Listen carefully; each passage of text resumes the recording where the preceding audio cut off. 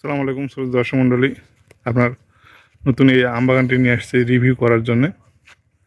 সেটা হলো আসলে দেখেন থোকা থোকা যে আম ঝুলে আছে, এটা আপনারা চিনতে পারছেন, এটা গৌরমতি আম। দেখেন কি পরিমাণ আম ধরে আছে প্রতিটা গাছে। দেখেন প্রতিটা গাছে ব্যাপক পরিমাণ আম ধরে আছে।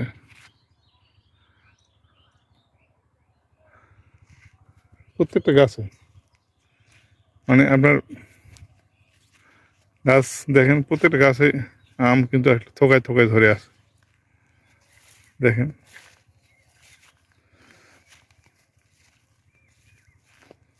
গৌরমতি আমের বৈশিষ্ট্য থোকা থোকা ধরে, আর কিন্তু আম নষ্ট হয় না। এটা একটা বিশেষ বৈশিষ্ট্য। এই দেখেন প্রত্যেকটা গাছে আম ধরছে, সে বিশেষ আল্লাহর রহমত। প্রত্যেকটা গাছে এত পরিমাণ আম ধরছে, এত পরিমাণ আম ধরছে চিন্তা করা যায় না। দেখেন আসলে আমি একটা জিনিস আপনাদের বলতে চাই, সেটা হলো যে আসলে গৌরমতি বা যেই আম চাষ করেন, আমের প্রপার ট্রিটমেন্ট হলো যেটা, আমের যখন আপনি খাবার দিবেন তখন আপনার জৈব সারটা ব্যবহার করতে হবে। জৈব সার ব্যবহার করলে আমের গাছে প্রচুর আম ধরবে, আম নষ্ট হবে না। দেখেন আমগুলো নষ্ট হবে না, সব আম ঝুলে গেছে। দেখেন পরিমাণ আম ধরে আছে প্রত্যেকটা গাছে, এত পরিমাণ আম ধরে আছে চিন্তা করা যায় না। দেখেন প্রত্যেকটা গাছে মালার মতো গেঁথে আছে, দেখতে পাচ্ছেন আপনারা।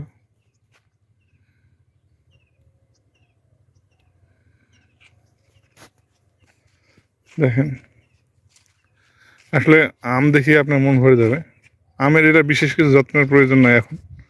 আম আটকেলে এটা আমি যেটা করতে হবে সেটা হলো যে আমি স্প্রে করতে হবে নিয়মিত,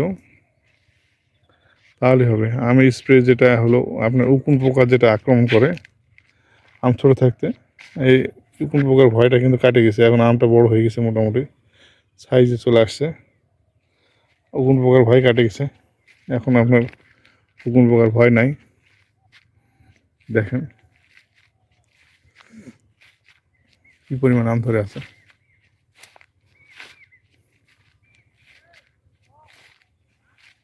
দেখেন দেখাই আপনাদের,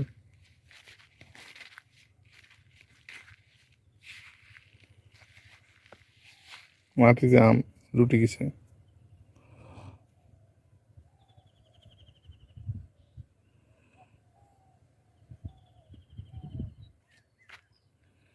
দেখেন প্রতিটা গাছে কি পরিমাণ আম। এই আম আসলে ব্যাপক পরিমাণ আম ধরে আছে প্রতিটা গাছে।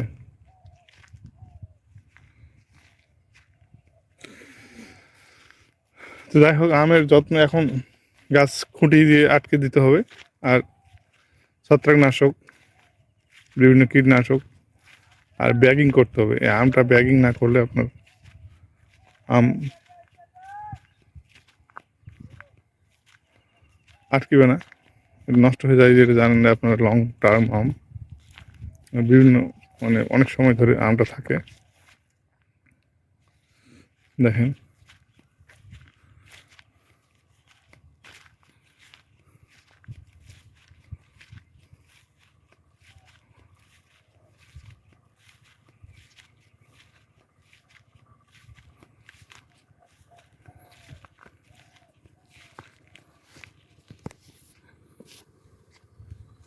অনেক সময় ধরে কিন্তু থাকে আমটা।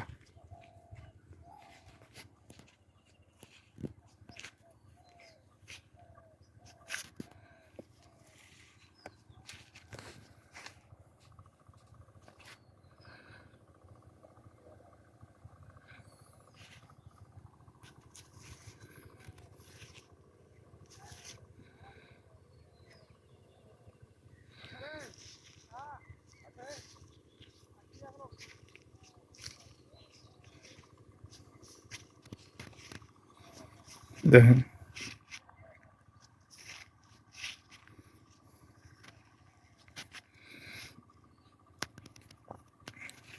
ঠিক আছে, ভালো থাকেন, সুস্থ থাকেন, সুন্দর থাকেন, এই প্রত্যাশায়। আসসালামু আলাইকুম।